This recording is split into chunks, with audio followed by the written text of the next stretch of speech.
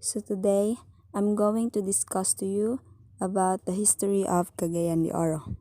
Cagayan de Oro before was just an area inhabited by island natives who called the place of Himulugan. These settlers were living in this area around 377 Christ era during the late Neolithic period. In 1622, two Spanish Augustinian Recollect missionaries came in contact with these natives of Himologan who then converted them into Christianity. Cagayan de Oro, or simply referred to as CDO, is a first-class, highly urbanized city in northern Mindanao. It is the capital of the province of Misamis Oriental, where it is geographically situated but governed administratively independent from it. So, ang total nga population sa Cagayan de Oro is 675,950 people. In the year 1738, the influence of Spaniards were felt throughout Cagayan de Oro. When Misamis gained status of province in 1818, one of its four districts was Partidos de Cagayan. In 1871, the Partidos became a town and was made a permanent capital of Misamis. 1 year after, Cagayan was declared as the permanent capital of Segundo Distrito de Misamis. The name of the town was changed into Cagayan de Misamis in 1871.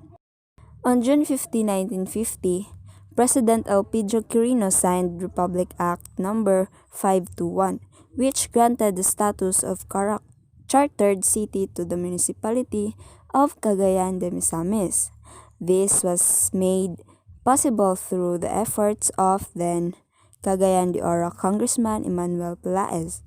Cagayan de Oro was then declared a highly urbanized city by the Ministry of Local Government on November 22, year 1983. There are a lot of museums in Cagayan de Oro, but this four museum is the best in Cagayan de Oro City.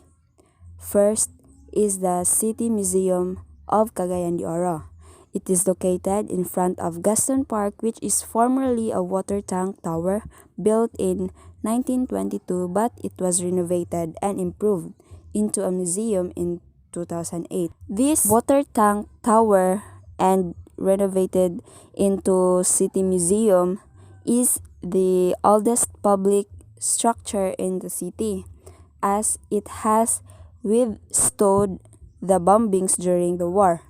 It was recognized by the city government as National Museum of the Philippines for its adaptive reuse of heritage structure.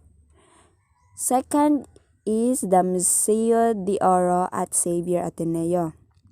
Museo de Oro, dubbed as the first folkloric museum in the country, is not an abode of dead things. It is by all means bursting with life, clad with vivid imagination and rich history.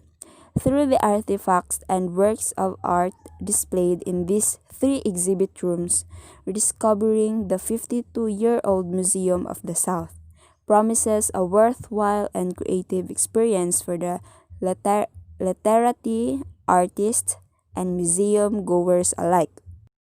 Third is the La Castilla Museum. The La Castilla Museum was christened by the lady of the house, Mrs. Pelaez. Its grounds used to be part of a 6-hectare property belonging to the Pelaez family, originally planned to corn and coconut along what was once a 2-lane dirt country road that was known as the Kauswagan Road. This thoroughfare provided the only access to Kauswagan and the fishing community of Bunbon. So the last is the Capital University Museum of Three Cultures. This museum is established in 2008. The Museum of Three Cultures represents the three dominant cultures of northern Mindanao, namely the Bisaya-speaking Christians, the indigenous peoples, and the Maranao Muslim. A significant part of the museum's collections, especially those found at Pusaka Maranao Gallery, came from Madame Laurenia San Pedro Rosales, owner and founder of Capital University. The museum has 5 main rooms. These are the Pusaka Maranao, Rawari, Memorabilia, Gallery, and the Kasaysayan. So first is the Pusaka Maranao. Pusaka is the Maranao equivalent of the English word heritage. This name was given to the gallery because it contains mostly objects commonly handed down by parents to children, kitchenwares, jewelry, among others.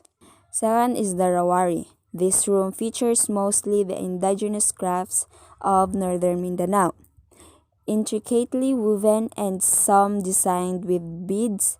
The bamboo baskets of the Tigwahanan Manobo found along the Tigwa River of Bukidnon are displayed in this room.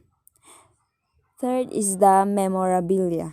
This room houses the paintings, photos, certificates, and awards owned by Madame Laurena San Pedro Rosales.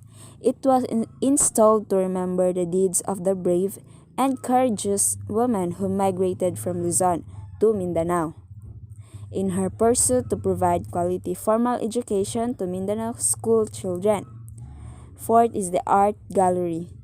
Constructed in 2010, the art gallery is open to all artists, both professional and amateur, who wish to exhibit their artworks. The gallery has hosted several exhibitions by the Oro Arts Guild, Tinta Iligan Artist, Northern Mindanao Artist, the Soka Gakkai International Philippines, and individual artists, namely Eduardo Castrillo, Vicente Lapot, and Minerdo Velasco, Julie Loch, and recently Alma Quinto.